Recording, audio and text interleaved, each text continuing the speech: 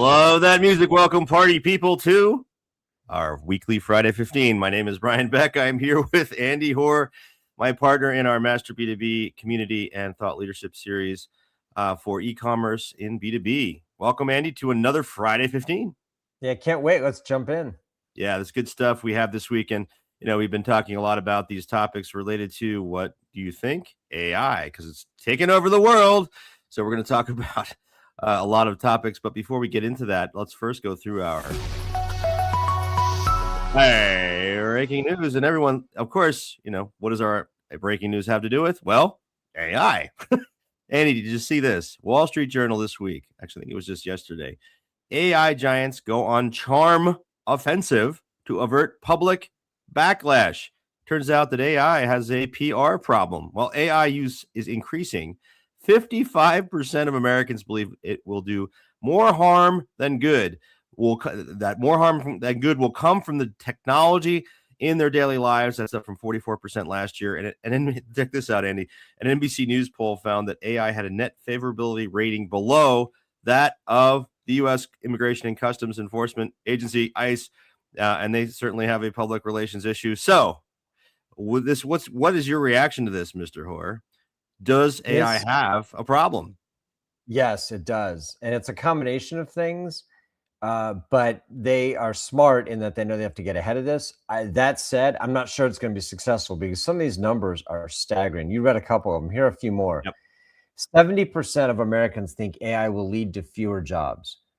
And only 5% think AI's development is being led by people and organizations that represent their interests. Wow. So Meta is building a data center in Louisiana that's nearly the size of Manhattan and uses electricity equivalent to 1.6 million homes. I know about this because none other than Bernie Sanders read an editorial in the Wall Street Journal the other day, and here was the headline. AI is a threat to everything the American people hold dear. Wow. It kills jobs, equality, connection, democracy, and maybe the human race. Congress must act. So I think he staked out a pretty clear position on this one. So? And these soon-to-be trillionaires can read this, right? So, I mean, Elon Musk will be a trillionaire by the end of the year because SpaceX is going to go public, and the numbers are pretty clear on this. Yep. Then you got Sam Altman. Jared, our producer, told us a story about how Sam Altman was fired. Remember that a couple of years ago, and how he came back. He's an interesting figure, and he's interesting in a loose way. But this is what people don't trust, is that there are these people who are maybe on the spectrum who are worth trillions of dollars, who are now controlling their lives and probably leading to the end of their careers. This is going to cause enormous upheaval in society, I think. And we're only a couple years away from it. And I think by evidence, by the fact that Bernie Sanders wrote that, this is going to be a major political issue going forward, where you could have, for example, blue collar Americans who are unaffected by AI because they're out doing, things with their hands, right? Which is what everybody's telling their kids to do now, who love AI. Yes, right. Yes. And you've got people in the suburbs like Office Park dads who used to embrace and love technology who now are opposed to AI because it's putting them out of work. So talk about a realignment that could be really interesting here. I'm seeing protests in the burbs, man. That's right. Seriously. Protests at the mall. It's going to be interesting to see, how this all develops. And you're right. I mean, what I tell my 14-year-old son, hey, think about the trades, buddy. Because and you know how crazy this is. So the detail behind these proposals, which we will go into another day, but it's stuff like OpenAI is proposing that there be a tax on robots instead of like income tax. Right. Okay, that sounds great, but talk about over the horizon stuff. That's your solution to this problem? People are losing their jobs and you're like, well, let's just tax robots at some point. I don't know. This is going to get really weird. Probably worse before it gets better. And it's going to be interesting to see how different governments get involved in this, and to the extent they do, right, around the world, because this is not an American issue. This is a worldwide dynamic that's affecting everything. So yes, and look at this data center, right? the one they're going to build in Louisiana. All right, let's say that they succeed in blocking, and that's one of the things that Bernie Sanders called for, by the way, was a moratorium on the development and building of AI data centers. Yeah. Okay, what does that mean? Well, companies are not going to just stop using AI. Microsoft's not going to just not have data centers. They're going to go elsewhere, right? And so then what happens? Right. Other parts of the world, I mean, that demand is going to be met, guys, one way or the other. If those data centers are in China or in India or South America or wherever, they're not in the US, they're going somewhere else. So, Bernie, I don't know. But yeah, it's going to be interesting. By the way, China, not a great place to be dominating AI, I think. I'm willing to make that political statement. Yeah, right. Yes. So, yeah, well, at least we have a notion of good and bad still in the world. I mean, this is almost what we're talking about here is almost biblical proportions here, Andy. Right? I mean, seriously. And you know what? Obviously, we have to wait and see, but I do think there are a lot of people who are unprepared. You and I talked about this when we went on our tour last year of all these cities, and we asked people about what they think of this stuff. The single most frequent question we got was, I'm not worried about me, which maybe they should be. I'm worried about my kids. My kids. And here we were at professional events hearing people talk about their kids' future. I mean, this is not an insignificant thing. Absolutely not. No, there's all kinds of ethical and just all kinds of questions that this raises. But we're gonna make it practical today, guys, and talk about how this is manifesting today in your B2B e-commerce world. Before we do that, just a quick public service announcement, folks. Want to remind everyone that our forum is available. Talk about human-to-human connections, folks. We're here to help, right? And networking is still, I think, more important, and now becoming even more so with AI than ever. Our forum is available on masterb2b.com. It is free for practitioners. It is only practitioners. Go onto our website and submit your application to join us there, and we'll get that approved.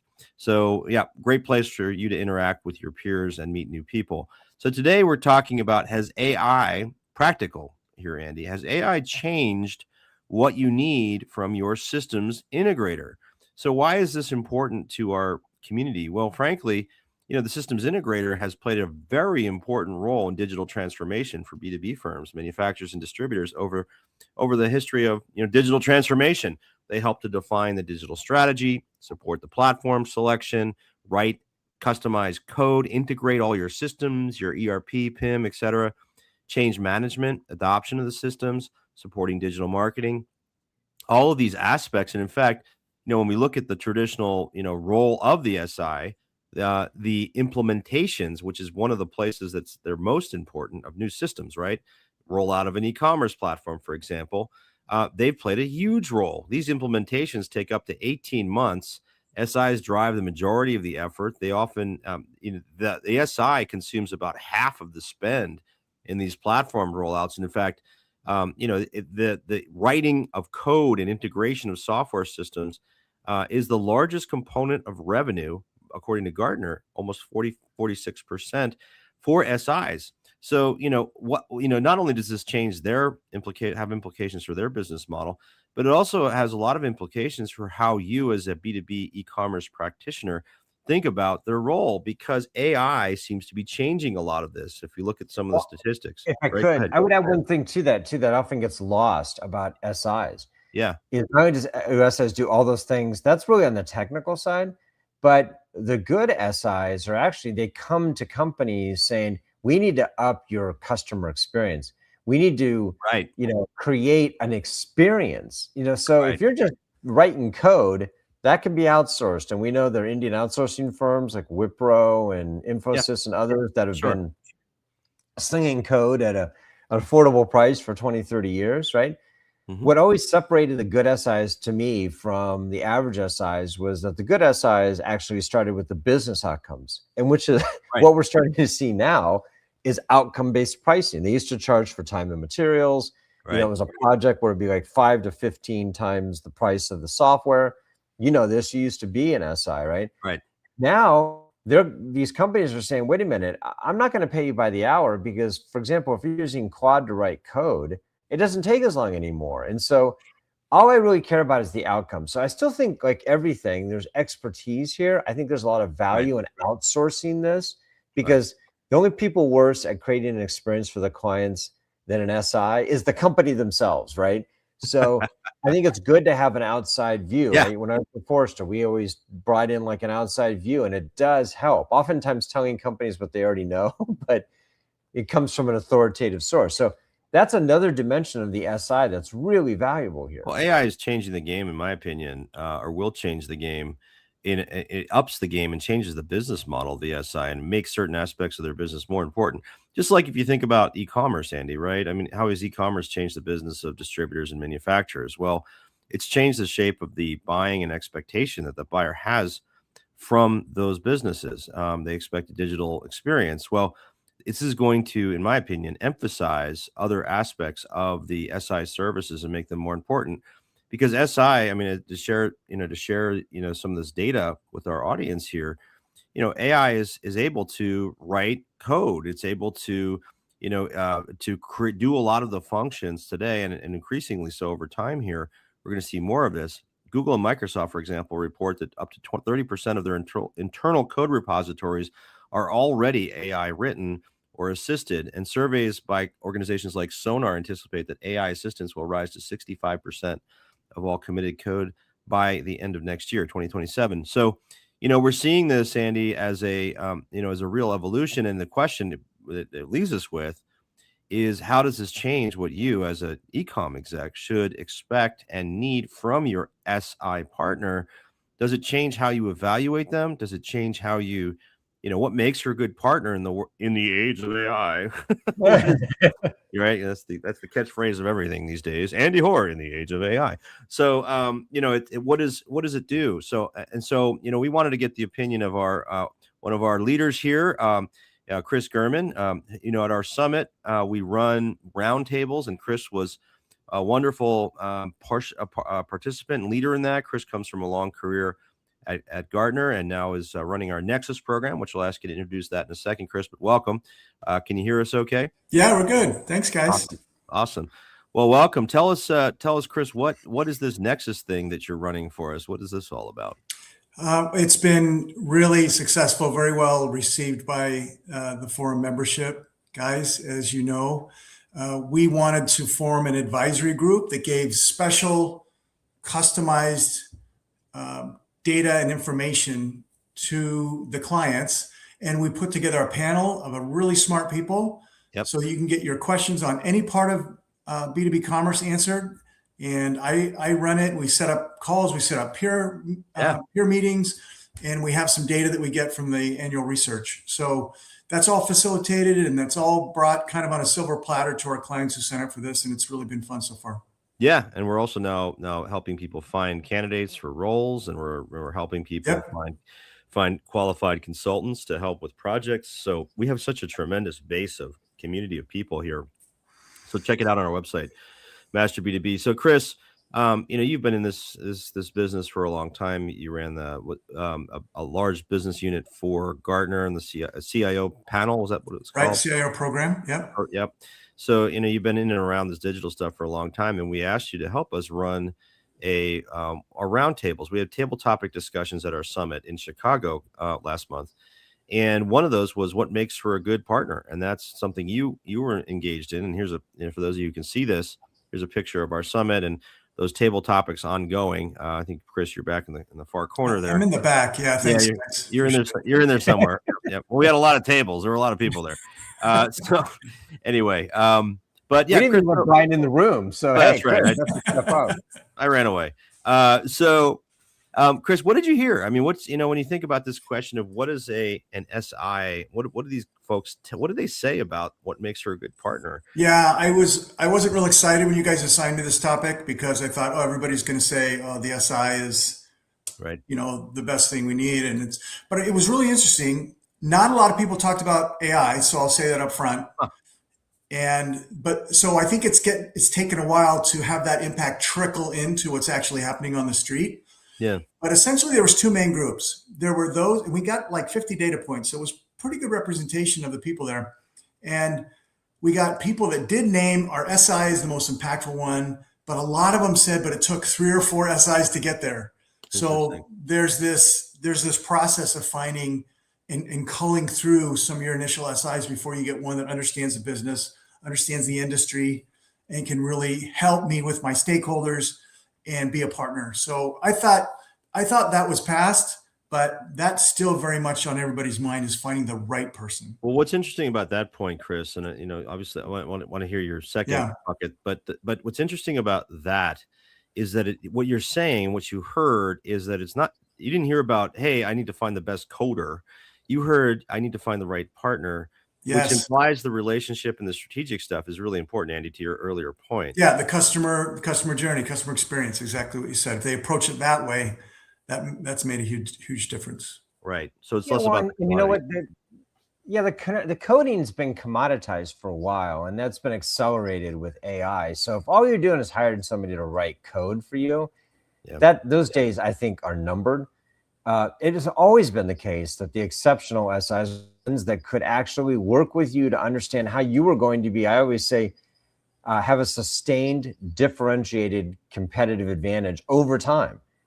And that's what you're looking for, not people to write code. Now, that's, of course, important because you got to string systems together. But, Brian, we didn't even talk about that. AI actually is threatening, I would use the word threatening loosely, to do some of that as well. Like, using MCP servers and, Claude Code, you can pretty much, and I oversimplify this, but you can bring a lot of disparate systems together. Yeah. Interesting. So, Chris, what was your second kind of observation? Yeah, so almost half the people that talked about their most impactful partner were specialized partners, and even some people mentioned their ERP vendor because they have such a broad impact on all areas of the business and data in all parts of the business. But it was interesting. Some people said, yes, our SI is important, but our SI and our data provider and our data partner, or a PIM provider or something like that. It was combined with the SI. And some people just flat out said, our search vendor is the most important. Yeah. Our data partner is the most important. And I think it says a lot of where people are in their journey. Some organizations, have a very mature relationship with their SI, but their SI doesn't do data very well, or doesn't do search or PIM very well. So I got this feel that getting a specialized outside partner, even with an SI, not expect your SI to do everything, was providing more value to the enterprise. Interesting. As the SI, it's starting to feel like agencies. Back, if you guys have ever worked with ad agencies, remember you had the general agencies that would come up with their strategy of positioning, maybe write some TV commercials, etc. But they didn't do SEO because they weren't very good at that. Yeah. So you hired a specialized group to do that. I think we're starting to see this specialization take place in systems integration space as well. Absolutely. Does AI make the SI less important to these or more? So this was interesting. Like I mentioned before, and there was no real thread of data that came out that AI was mentioned as having an impact. Yeah, you said that. It's interesting. So, I mean, clearly it does. It would for data providers. That's probably why the data providers are able to provide more value on a one-off personalized basis, because they're using AI. It just didn't come out as something they would put in, as a list of what makes them differentiated. Interesting. Brian, it's probably like everything else, right? It changes the value, but doesn't diminish it. And so the question becomes, can the SIs actually evolve to accommodate this new role? Okay, so fair. So if you put yourselves in the seats, guys, of a VP of e-commerce at a big distributor, for example, or manufacturer, either one. What am I looking for now in an SI? Am I looking for AI competency? Am I looking for them to be transparent about, hey, we use AI to write code. It's going to reduce some of your costs. We're going to help you, think through how to use AI. We're going to use it for you. I mean, there's a lot of uncertainty in our community. I think it's just in general about what AI can even do, what it's actually competent at today. What are you guys' thoughts on that? So if I had a bag of money, I would get multiple providers. And I know that's more difficult to do because you want one stop, right? You want your provider to provide data, provide search, provide marketing, provide whatever. Yeah. But a lot of people aren't able to do that. A lot of providers just aren't able to be that broad, especially for a lot of mid-sized organizations and family-run businesses that we have in our network. So I would spend the money and I would get somebody that's really good on the platform. Oh, okay. Really good on data integration. Mm-hmm. And maybe somebody that's really good on the whole data architecture and the data consistency, the product data information, because that's where the family jewels are, and it just seems like what came out of this research is that's what's providing the most value right now. It's best of suite, best of breed. From an SI, from an SI. It's best of breed, not best of suite. Like, you're not looking for an all-in-one solution. So interesting. So Chris, if you're advising the CEO of an SI, are you telling them to specialize? You're saying stop being generalist and get. I'm saying be very clear about what your core competencies are. If you say you do e-commerce and can do A to Z, right, you have to have a lot of case studies where you just go in, like a SWAT team, and take care of data. Give me a case study where I can take care of data. The days of the generalist are over. Niches equal riches. And I'll add one critical non-negotiable here. For any SI going forward, is you have to have a competency around data. Yeah.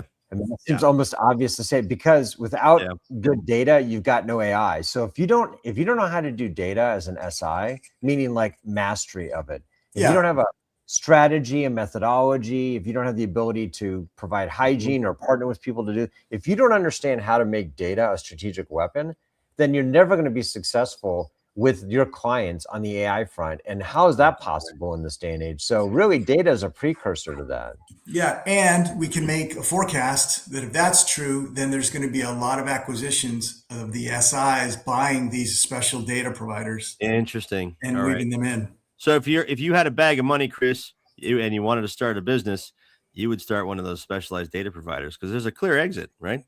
They got a lot of business right now. A lot of business. Let's get your reaction to this. This is our LinkedIn poll. We asked our community, has AI changed what you expect from your systems integration partner? 67% said yes, it has, and the scope looks different. Only a third said no, fundamentals are the same, meaning I'm looking for the same kinds of things from my SI that I have in the past. Reactions, Mr. Gurman?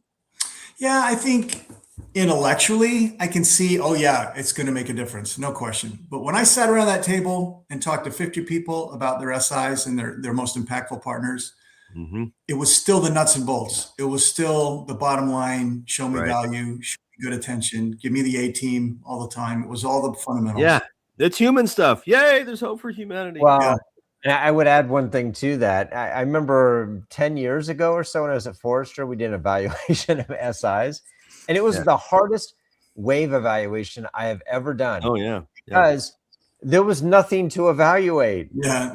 There's no product. You're just evaluating personal connections and alleged expertise. I remember there was one customer reference that 3 different SIs gave us. It's not, but it was a former in one case, it was a current in another, it was a prospective. It was the same guy. I remember talking to him, like, you've got like 3 SIs that all claim that you're their customers. Like, well, I guess technically that's true, but how do you evaluate that?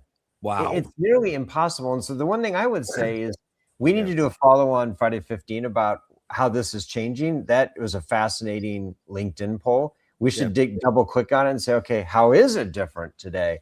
But the thing I think is that many companies don't know how to evaluate it because they're not quite sure what they're doing going forward. So how are they going to bring on a partner if they're not quite sure what their strategy is? Yeah, no question. All right. Well, for time's sake, we got to leave it there. Mr. Gurman, thank you for joining us today. You bet. Thanks, guys. Being our leader in the Nexus. Thank you, sir.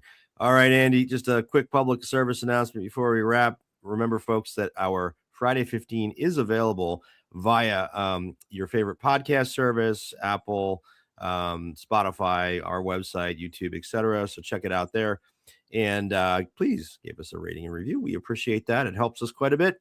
And you can check out all of our episodes on those services as well. Andy, any final words before we wrap our Friday 20 plus? He says no. Yeah, that was meaty. I think we covered it all. It's all done. We searched the entire internet. It's over. Okay, it's over. And by the way, we're AI. We're not real. Excellent. So we will see you next week on our next Friday 15, everyone. Thank you for joining today. See ya.